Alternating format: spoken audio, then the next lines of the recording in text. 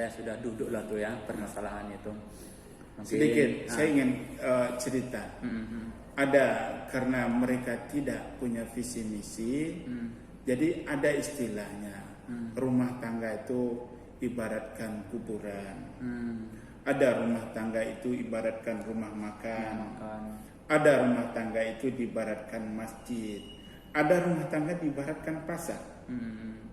Artinya? Ya. Kenapa? Bisa kuburan itu kan banyak komunitas di Ya, dalam. tapi sepi ya. Tapi nggak ada komunikasi. Ya, nggak ada komunikasi di dalam sebuah rumah tangga. Nah, ketika di dalam sebuah rumah tangga nggak ada komunikasi, maka rumah tangganya adalah rumah tangga kuburan. Iya. Ramai tapi sepi ya. Ramai tapi sepi. Lain lagi, rumah tangga pasar. Kalau rumah tangga pasar gimana? Ramai ya. Ramai, tapi kita ke sana ketika kita butuh. Iya kan? Ada orang ke pasar Tiap hari, kalau dia ya? tidak butuh. Iya. Artinya apa? Oh, ketika ingat atau butuh yang satu, kita datang pada istri. Selesai yang satu, udah kita kembali lagi. Cari lagi kesenangan-kesenangan yang lain. Itu namanya rumah tangga pasar. Ada rumah tangga masjid tadi ya. Di masjid kita duduk, kita bercengkrama, kita beribadah, kita berdiskusi, kita makan bersama, kita menyelesaikan persoalan-persoalan dengan penuh diskusi di bawah aturan-aturan ilahi. Nah, ini yang rumah yang tangga yang akan kita cari ini. Rumah tangga yang masjid. Ya, jangan rumah tangga kuburan, jangan rumah tangga pasar. Nah, ada tadi 4 ya rumah tangga, apa satu lagi tadi? Masjid, pasar, kuburan. Udah nggak ingat lagi. Tapi yang 3 itu pun sudah sangat memberikan representatifnya itu dalam sebuah rumah tangga. Itu. Jadi kawan-kawan yang belum menikah ya cobalah diancang-ancang ya rumah tangga yang seperti apa Ya, yang kita inginkan. Itulah. Kalau mau kuburan silahkan. Silahkan. Kalau mau pasar silahkan. Dan tentunya bagi kawan-kawan yang sudah menikah apalagi ya masih bisa diperbaiki itu Pak ya. Bisa. Ya, masih bisa. Masih bisa dibentuk lagi visi misinya. Masih ada harapan kan. Bisa. Selagi masih mau. Oke Pak. Oke, permasalahan yang sering terjadi di masyarakat lagi Pak, masalah ini. Masalah pencatatan ini ya. Dan itu memang selalu permasalahan yang ramai diperbincangkan ini masyarakat ya. Kadang-kadang kita pun bingung juga jadi debatnya. Iya. Jadi masyarakat itu sering berdalilkan seperti ini. Untuk apa dicatat ya kan? Iya. Loh toh dulu juga pada zaman Rasul tak ada catat pernikahan. Iya. Ya kan? Iya. Nikah, bahkan Rasul pernah jumpa dengan sahabat karena tangannya berinai kan. Lalu saya sudah menikah kata sahabat ini. Aklinun nikah ya kan. Buatlah pesta pernikahan. Artinya Rasul tidak tahu dia kapan menikah ya. Berarti bukan dicatat katanya seperti itu. Jadi sebenarnya mana pandangan hukum Islam tentang catatan ini Pak? Oke. Jadi saudara Hafiz memang menarik ya sampai hari ini kajian-kajian tentang pencatatan sebuah pernikahan. Ya. Karena kita lihat bahwa di dalam literatur fikih klasik ya, apakah fikih Imam Mazhabul Arba'ah ya, atau fikih Ibnu Hazmi. Ya. Dan fikih-fikih ulama kontemporer pun itu jarang mengupas tentang pencatatan perkawinan. Iya betul. Ya. Sehingga sampai hari ini yang menjadi polemik terus. Iya betul. Bagaimana sih pencatatan itu? Apakah mengurangi tentang sebuah keabsahan perkawinan? Betul. Ya.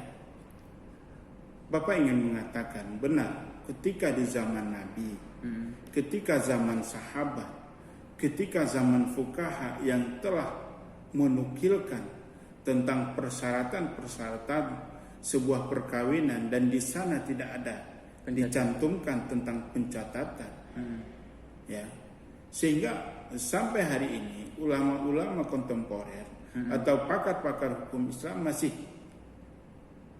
ya, mendua. Mereka mengatakan bahwa pencatatan itu tidak penting dan itu bukan bagian dari hukum Islam. Iya. Ini pemahaman yang terjadi, ya. Karena apa? Di dalam kitab fikih bahwa pernikahan itu sah apabila terpenuhi syarat dan rukun sebuah perkawinan. Dan semua kita lihat di sana. Gak ada satupun fuqaha yang menyatakan, ya, yang mencantumkan bahwa pencatatan itu adalah bahagian dari rukun. Bila mana itu tidak ada, maka pernikahan tidak sah. Ya. Dan ini baru ada ketika lahirnya Undang-Undang Nomor 1 Tahun 74. Ya, di pasal 2 ayat 2 mengatakan bahwa perkawinan itu harus dicatatkan. Ya, perkawinan sah apabila dilakukan menurut masing-masing agama dan kepercayaan. Kemudian bahwa pernikahan itu harus dicatat. Ya. Sebenarnya ya, tadi kita sudah menjelaskan bahwa perkawinan itu Allah katakan ikat dalam bentuk mitsaqan ghaliza. Ya. Ikatan yang kuat. Jadi ikatan yang kuat itu harus diimplementasikan di dalam bentuk akta. Ya, artinya di dalam dicatatkan bukti. Ya. Kenapa? Ini adalah hubungan muamalat, ya. Hubungan keperdataan antara seseorang dengan orang yang lain, laki-laki dengan perempuan, dan banyak sekali akibat-akibat dari pernikahan yang kita lakukan ini akan timbul persoalan-persoalan di kemudian hari. Memang benar tidak ada secara eksplisit Allah mengatakan bahwa sebuah perkawinan itu harus dicatatkan. Ya. Tapi ini bisa kita ambil dari ayat Al-Quran, ayat 282 surat Al-Baqarah. Itu kan ada. Ya ayyuhalladzina amanu idza tadayyantum bidainin ila ajalin musamma faktubuhu wal yaktub bainakum bil adl. Ya. Ini ayat. Ayat ini memang benar asbabul wurud tentang persoalan muamalah yang terkait dengan hutang piutang. Ya. Hutang piutang. Kalau terjadi transaksi hutang piutang di antara kalian, sampai pada waktu yang ditentukan, faktub, tulis, catat, tulis, ya, abadikan. Wal yaktub bainakum, catatlah di antara kamu secara adil. Ini apa yang kita pahami dari ayat ini? Ya, Allah memberikan pesan kepada kita. Ya, kita nggak tahu dengan transaksi ini nanti, ya, ada akibat hukum nggak? Ya, akibat hukumnya. Iya, boleh jadi seseorang lupa dengan hutang piutang. Boleh jadi seseorang tidak mengakui dia berutang. Menyangkal. Boleh jadi seseorang, ya, dia sudah serahkan, ini mengatakan tidak. Banyak persoalan-persoalan yang kemungkinan akan terjadi dengan adanya tasarruf tadi. Ya. Kembali ke pernikahan tadi. Ya. Kita belajar di dalam ilmu tafsir. Ada kaidah yang mengatakan al-ibratu bi umulil lafzi la bi khusus sabab. Atau sebaliknya. Ya. Al-ibratu bi khususil lafzi la bi umumil. Kan ada ayat itu. Kadang ayat itu berbicara secara khusus tapi berlakunya umum. Iya. Dan ada ayat yang berbicara secara umum berlakunya khusus. Pernikahan, hutang piutang. Ini dalam teori dalam kaidah usuliyah, ini lapangan muamalah kan? Ya. Muamalah. Ya, muamalah. Al aslu fil muamalah al ibahah. Ya. Kemudian ini karena dua hal, munakahah wa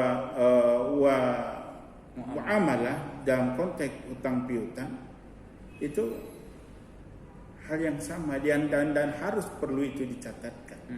Ini sebenarnya Undang-Undang Nomor 1 Tahun 74 ya mengambil ayat ini sebagai cantolan bahwa sebuah perkawinan yang misalkan ghalizan harus dicatatkan, ini mengacu kepada ayat ini.